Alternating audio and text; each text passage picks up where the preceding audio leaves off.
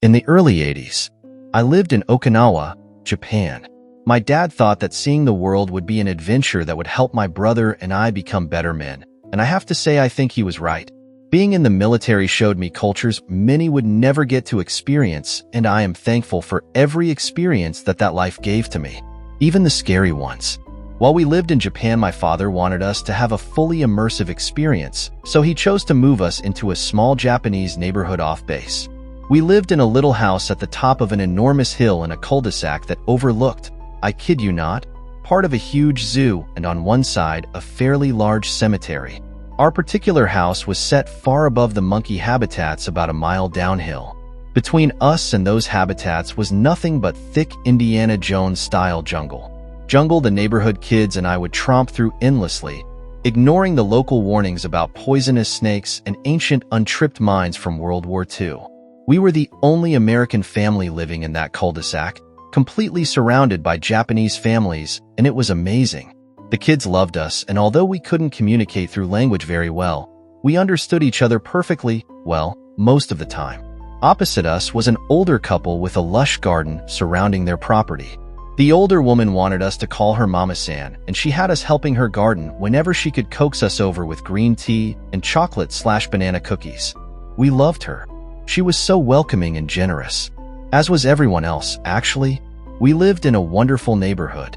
The only drawback to Mama-san's home, however, was that she directly overlooked the cemetery.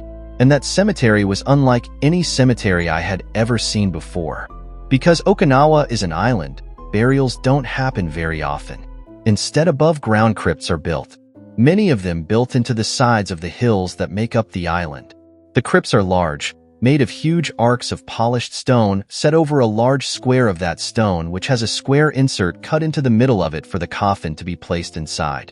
Once inside, the square is inset with another piece of polished stone just inside, leaving a kind of shelf on the outside so offerings could be made to lost loved ones. Yen, food, flowers, incense are some of the offerings given. Below Mama-san's house was a valley that swooped back up into another hill opposite her home.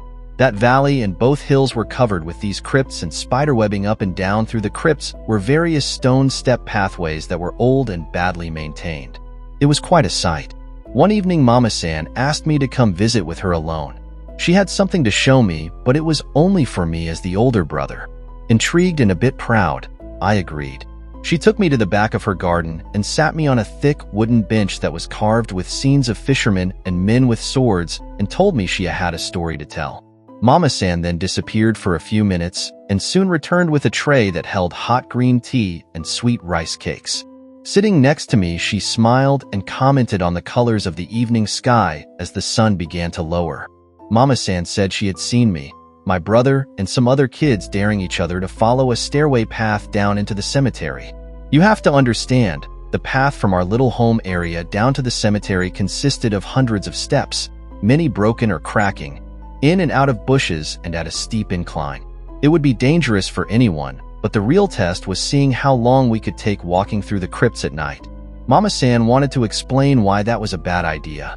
Many years ago, during the war, Americans were thought to be devils, monsters that would murder innocent citizens for no reason other than to kill. That fear was the product of wartime propaganda used to encourage young men to military service and farmers to fight alongside them. But many didn't. Many ran. And with nowhere to go, nowhere to hide, hundreds of Japanese citizens hurled themselves off of a cliffside rather than face torture at the hands of their perceived enemy. I was terrified at hearing this. I had no idea this had happened. I was mortified and hit with such sadness I started to cry. The sun was setting and the sky went from pink and blue to a deep orange and red. Mama-san reached out and held my hand, telling me not to worry. This was in the past, and the past is something we must always remember so we never go back. She went on with her story. One young woman had followed through with this sacrifice with her 2 children, but she survived the fall. She was in a coma for months. When she did regain consciousness, she was horrified to realize she was not with her children. They had been buried somewhere in that cemetery below, in an unmarked crypt that held many others. The woman would spend days and nights searching the cemetery, crying in pain, the torment of her loss unbearable. until the day she threw herself into the ocean to hopefully be reunited with her lost family. But they say she never found her children. Her act of suicide doomed her to purgatory. She would remain tortured for eternity. The sun had disappeared, the cemetery drowned in inky blackness, the main path dotted with dim, broken lights feebly illuminating small areas. Mama-san continued.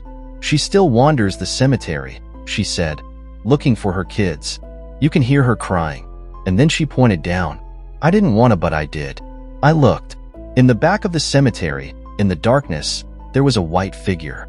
At first a bright, white shimmer, moving slowly, kind of shaking. It moved from side to side, like it was moving among the crypts, and you could actually hear the crying. Softly at first, but then low moans and whimpers of pain as it got closer. I was terrified. I wanted to run, but Mama-san held my hand and whispered that she wouldn't come up here. We were too far. But that is why we shouldn't go down there after dark. She said many don't know her story and call her the White Witch, which angers her. It's best to stay away. It's best to pray for her. Mama-san said she comes out to see her often, hoping one day she will find her salvation. Needless to say, I never went down to that cemetery. Not once. And I never sat back there with Mama-san again either. That was enough for me. I did, however, visit Suicide Hill. It's called Peace Prayer Park now out of respect. I cried the whole time we were there. I prayed for all the souls and for forgiveness. So many Japanese citizens spoke to us, welcoming us, telling us stories, sharing with us. I didn't feel worthy, and my love for the country and its people was overwhelming. I'll never forget my time there. I'd like to go back, to see if she's still there, wandering the graves, looking for her children.